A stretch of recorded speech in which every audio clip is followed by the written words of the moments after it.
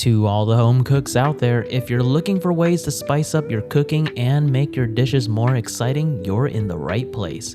Today I'm sharing my top 5 favorite spices to use in the kitchen. Hey everyone, welcome to Tips Trove, your trove of tips to better your life. Now, everyone knows about salt and pepper, but the right spices can instantly elevate your food, adding depth, richness, and that extra oomph that your dishes deserve. So let's jump right in.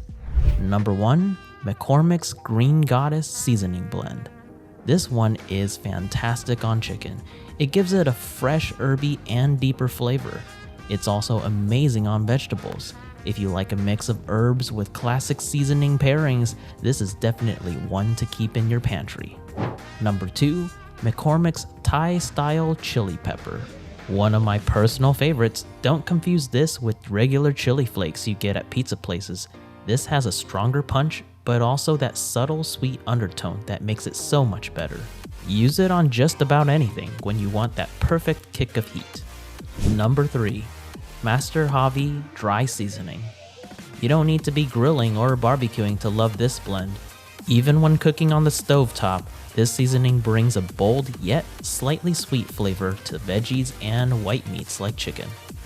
Number 4, Fiesta Taco Seasoning. If you love Mexican food, this is a must.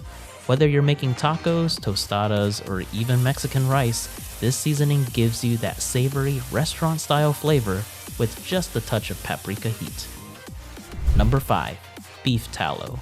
Okay, this isn't exactly a spice, but it deserves a spot.